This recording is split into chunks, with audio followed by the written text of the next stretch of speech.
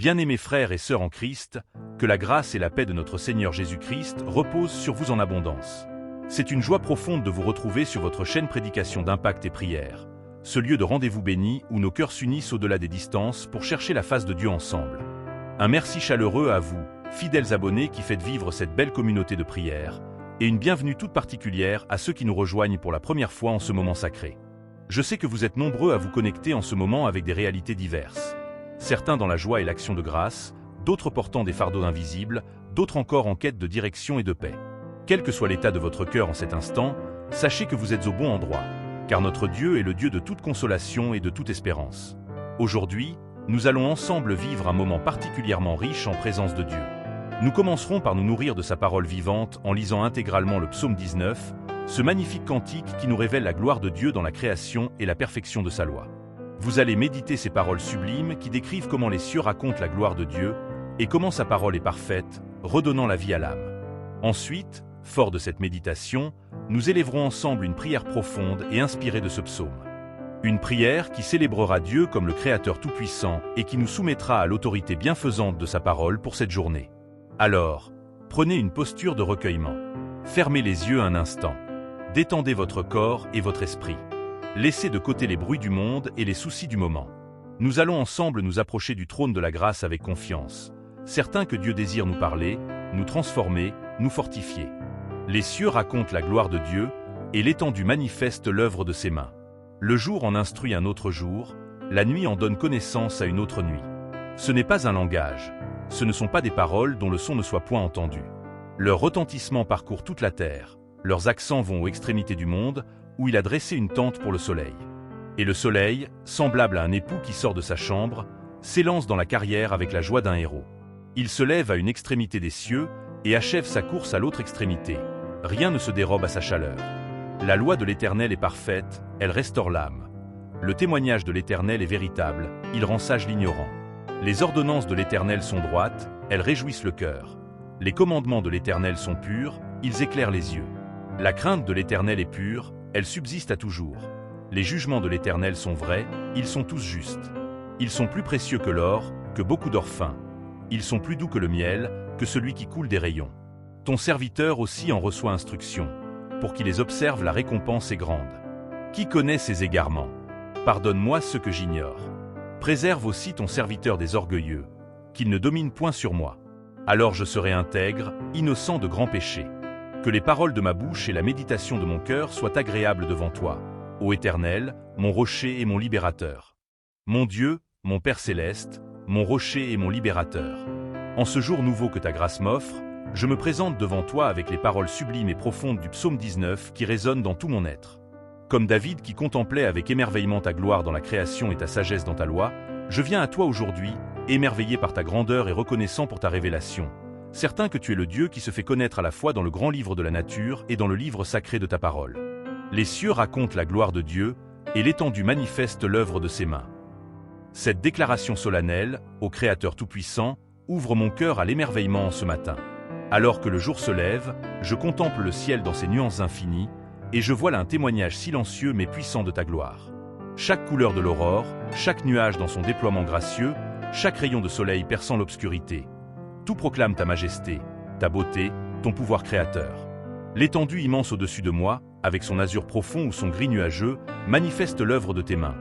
Des mains si puissantes qu'elles ont jeté les étoiles dans l'espace, si précises qu'elles ont calculé les orbites des planètes, si artistes qu'elles ont peint le coucher du soleil de couleurs que nul pinceau humain ne pourrait reproduire. Le jour en instruit un autre jour, la nuit en donne connaissance à une autre nuit. La succession régulière des jours et des nuits, ô Dieu de l'ordre, me parle de ta fidélité immuable.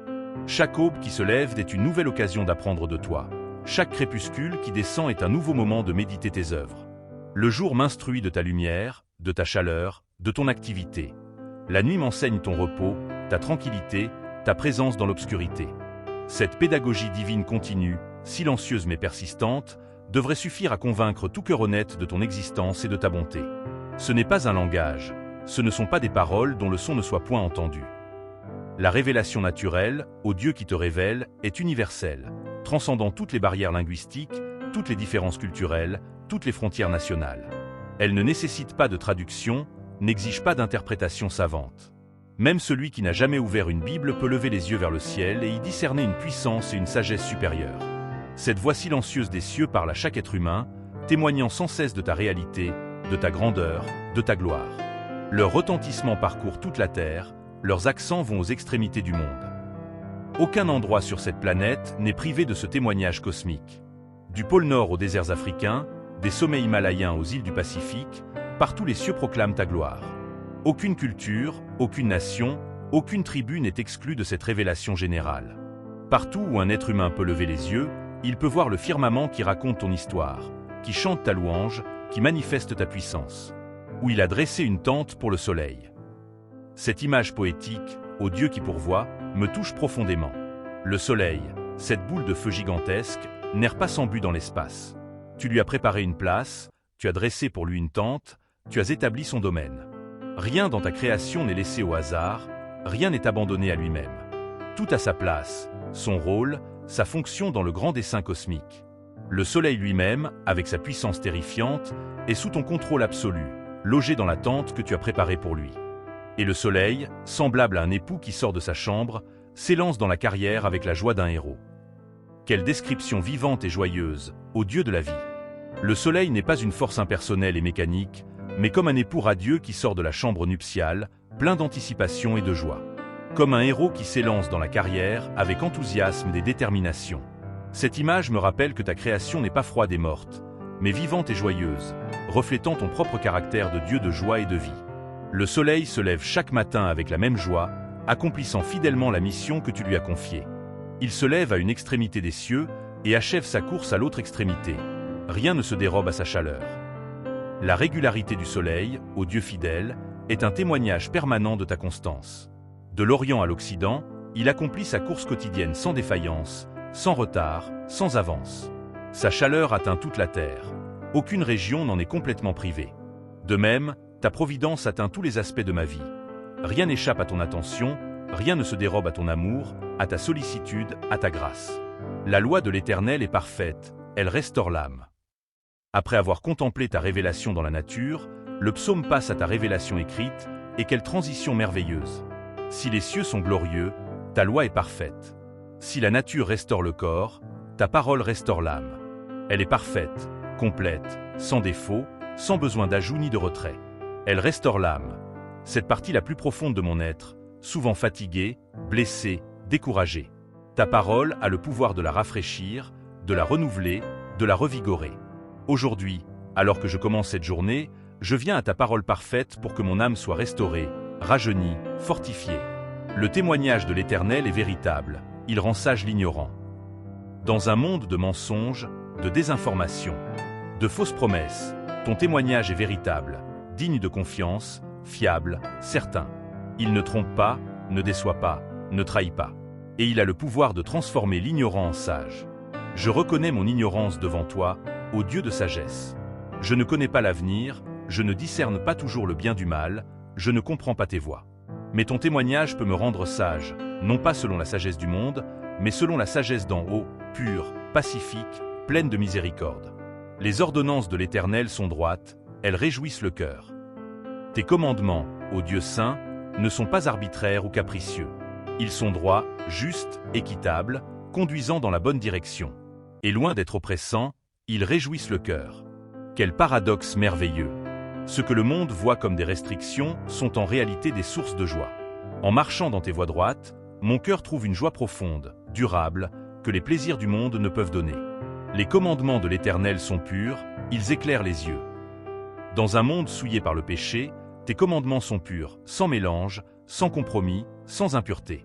Et cette pureté a un effet transformateur, elle éclaire les yeux. Elle donne de la clarté, de la perspective, de la vision. Mes yeux spirituels, souvent obscurcis par le péché, l'égoïsme, les préjugés, sont illuminés par la pureté de ta parole. Je vois les choses comme tu les vois, je discerne la réalité selon ta perspective. La crainte de l'Éternel est pure, elle subsiste à toujours. La crainte de toi, ô Dieu saint, n'est pas cette peur servile qui paralyse, mais cette révérence respectueuse qui libère. Elle est pure, sans mélange de superstition, d'idolâtrie, de religiosité humaine. Et elle subsiste à toujours, contrairement aux philosophies changeantes, aux modes éphémères, aux idéologies passagères. La crainte de l'Éternel est une valeur éternelle, un principe immuable, une attitude qui traverse les siècles sans perdre sa pertinence. Les jugements de l'Éternel sont vrais, ils sont tous justes. Tes décisions, ô juge de toute la terre, sont vraies, conformes à la réalité, en accord avec ce qui est. Et elles sont justes, équitables, impartiales, droites. Même quand je ne les comprends pas, même quand elles me semblent sévères, je peux me confier dans leur vérité et leur justice, sachant que tu vois ce que je ne vois pas, que tu connais ce que j'ignore. Ils sont plus précieux que l'or, que beaucoup d'or fin. Dans une société obsédée par la richesse matérielle, ta parole m'offre une perspective différente. Elle est plus précieuse que l'or, cette substance que les hommes recherchent avec tant d'acharnement. L'or peut acheter des biens temporels, mais ta parole donne des biens éternels. L'or peut corrompre, mais ta parole purifie. L'or peut être volé, mais ta parole demeure à jamais celui qui s'y attache. Ils sont plus doux que le miel, que celui qui coule des rayons. Ta parole n'est pas seulement précieuse, elle est douce. Elle n'est pas amère, dure, répugnante. Elle est plus douce que le miel, cette substance naturelle que tous reconnaissent comme délicieuse. Quand je médite ta parole, elle apporte une douceur à mon âme, un réconfort à mon esprit, une joie à mon cœur que rien d'autre ne peut donner. Ton serviteur aussi en reçoit instruction. Cette révélation glorieuse n'est pas réservée à une élite, à des initiés, à des spécialistes. Moi, ton serviteur, simple et ordinaire, j'en reçois instruction. Tu ne fais pas exception de personne. Tu te révèles à celui qui te cherche avec humilité, qui s'approche de toi avec foi, qui écoute ta voix avec attention. Pour qui les observe, la récompense est grande. L'obéissance à ta parole n'est pas sans fruit. Il y a une récompense, non pas nécessairement matérielle ou temporelle, mais certainement spirituelle et éternelle. Cette récompense est grande, au-delà de ce que je peux imaginer ou mériter. En observant tes commandements, je reçois la paix qui surpasse toute intelligence, la joie ineffable, l'espérance vivante, l'amour transformateur. Qui connaît ces égarements? Cette question rhétorique, ô Dieu scrutateur des cœurs, m'humilie profondément. Mes égarements sont si nombreux, si subtils, si enracinés que je n'en ai même pas conscience. Mon cœur est tortueux par-dessus tout, et qui le connaît? Toi seul, ô Dieu, peux me révéler mes égarements cachés, mes péchés secrets, mes fautes inconscientes. Pardonne-moi ceux que j'ignore. Sur la base de cette prise de conscience, je t'implore. Pardonne-moi mes péchés ignorants, mes offenses involontaires, mes manquements inconscients. Purifie-moi non seulement de ce que je connais, mais de ce qui m'échappe, de ce qui est caché même à ma propre conscience. Préserve aussi ton serviteur des orgueilleux, qu'il ne domine point sur moi. La prière s'élargit maintenant au-delà de mes besoins personnels. Je te prie pour être préservé de l'influence des orgueilleux, ceux qui se suffisent à eux-mêmes, qui méprisent ta loi, qui vivent sans référence à toi. Qu'ils ne dominent pas sur moi, que leurs valeurs ne m'influencent pas, que leur philosophie ne me séduise pas, que leur exemple ne m'attire pas. Alors je serai intègre, innocent de grands péchés. La préservation de l'influence des orgueilleux et le pardon de mes fautes cachées ont un but, mon intégrité. Je serai intègre, entier, sans duplicité, authentique. Innocent de grands péchés, préservé des chutes majeures, des compromis graves, des rébellions flagrantes. Que les paroles de ma bouche et la méditation de mon cœur soient agréables devant toi, ô Éternel, mon rocher et mon libérateur. Cette conclusion magnifique, ô Dieu qui examine les cœurs, devient la prière suprême de mon âme en ce jour. Que les paroles de ma bouche, chaque conversation, chaque commentaire, chaque réponse, soient agréables devant toi. Pas nécessairement élégantes ou impressionnantes, mais agréables, pures, vraies, édificantes. Que la méditation de mon cœur, ce dialogue intérieur constant, ces pensées secrètes, ces réflexions cachées, soient également agréables à tes yeux. Et tout cela, je le dépose entre les mains de mon rocher, solide, stable, inébranlable, et de mon libérateur, celui qui me sauve de tout péril, de toute oppression, de toute détresse. Ainsi, pour cette journée qui commence, je marche avec ces vérités du psaume 19 comme compagne et guide. Je contemple ta gloire dans la création, m'émerveillant de ta puissance et de ta sagesse. Je me soumets à ta parole parfaite, permettant qu'elle restaure mon âme, m'éclaire, me purifie. Je t'implore pour le pardon de mes fautes ignorées et pour la préservation de l'influence des orgueilleux. Et je fais mienne la prière ultime, que mes paroles et mes pensées te soient agréables. Conduis-moi, éclaire-moi, fortifie-moi, utilise-moi pour ta gloire en ce jour. Au nom de Jésus-Christ, la parole faite chair, la parfaite révélation de ton caractère, mon rocher et mon libérateur éternel. Amen.